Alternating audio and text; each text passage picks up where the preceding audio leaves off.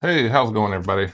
This is just a quick little setup for portrait lighting and just being a little bit creative and thinking about how the lighting structure is going to be, how it's going to be focused, and why how and why we can do what we do.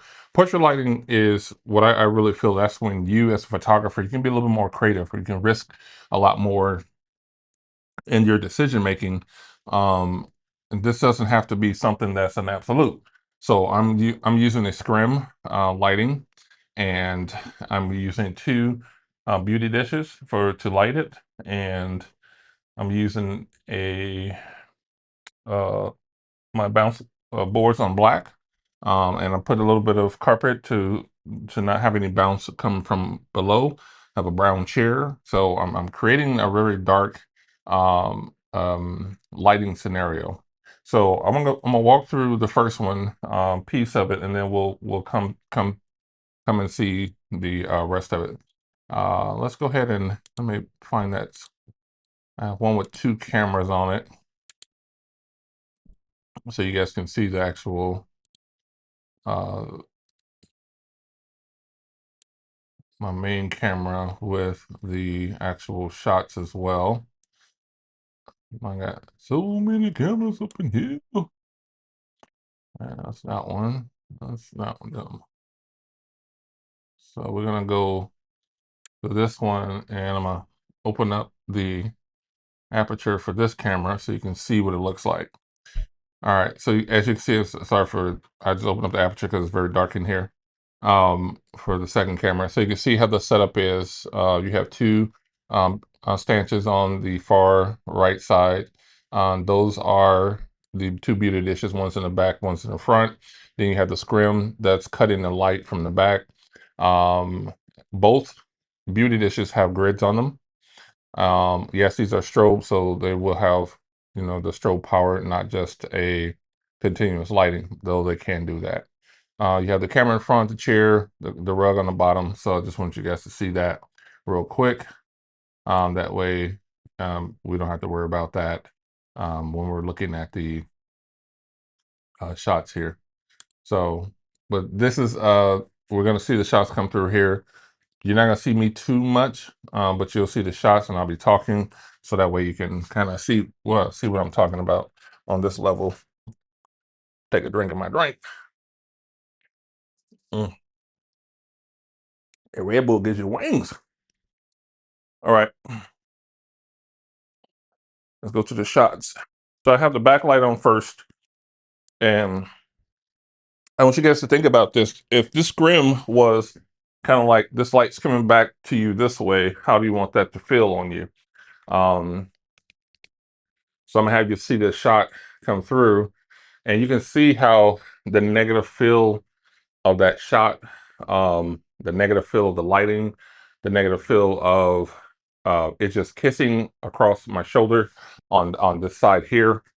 So, um, and I'll put my hand up so you can see real quick. Make sure I got my. So there you go.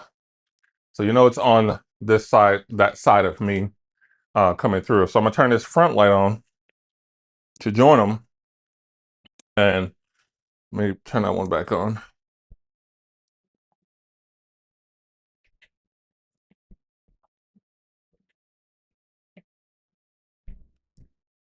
Okay.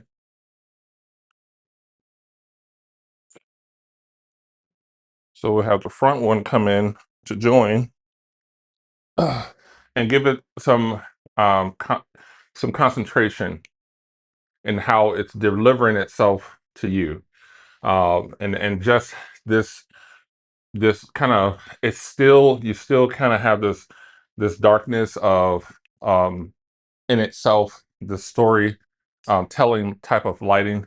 I have it so it can face me in a way to where it makes sense to the image itself, especially because I was going for something that was a little bit more mysterious, a little bit more dark. Um, and you want to create that kind of like that illumination of light. So I'm going to change up, add some darkness to character of the piece, and let's see what this looks like here. And I'm gonna position myself a little bit away from the light uh, in itself. And now you see the density of the light and the posture and the look of the light. If you're doing something that's a little bit different than you were uh, as your storytelling, and that's what you want to kind of start delivering inside your stories. How can I tell the story? For me, I was going for a detective. He was he's he was trying to find this case, and trying to deliver this look, trying to deliver this outcome. So I wanted the scene to feel like it's multiple lights, but it's not so overpowered. Um, but I actually I take it back. I wanted to feel like it's a window light coming through, but there was some division. It was street light, you know, there was things bouncing around, lights that was coming in from the street. So it wasn't going to be a clear picture. It wasn't going to be a clear scenario for this particular piece. I kind of want that divide inside the room type of feeling. So that's where, if you go back to the other one here, it gave you that, and then some, especially when you have a lighter piece on, you'll capture that. So just imagine if someone walked into the room and they felt a little, having a nice gown on. It's this story, this old cliche story. Beautiful lady comes in, and you're sitting there as the detective. Um, Trying to get the questions, answer the questions. So that's how I was kind of looking at this. Or it could be that another drama story. It could be this guy is a teacher of sorts. He is a stronghold to the community, but he has this special thing about him that anything. I just wanted to kind of have that mystery. It was mystery filling, I guess you can say. So when you're looking at lighting and creating and being a little bit more creative with lighting, it's okay to trust the process a little bit, so you can have a little bit of fun, and you're not exactly scared of how it's supposed to look or how it's supposed to feel. You can actually just create and be different. So I hope this helps you as far as the settings to the lightness of it. Of course, there's some adjustments that's on it that I wanted to create, of course, for its the colors, because I want it to be like night, very blue, very movie like, and that nature. So, but other than that, as you see yourself creating light, see yourself creating opportunities for yourself, to know that you can do this simply with a few different examples of light. Because if I take both of those grids off of that light would illuminate all the way through. Of course, it'll be a different feeling of a picture. It'd be more of a daytime feeling of a picture. Maybe a sunset type of feeling because of where the lights are. It could be it's a lot of cross lighting, very hard lighting. So it could be a lot of things. But I had it, both of them have grids on them, and I wanted both of them to kind of have a conversation and make a conversation happen too. So I thank you guys. For looking at this particular lighting setup.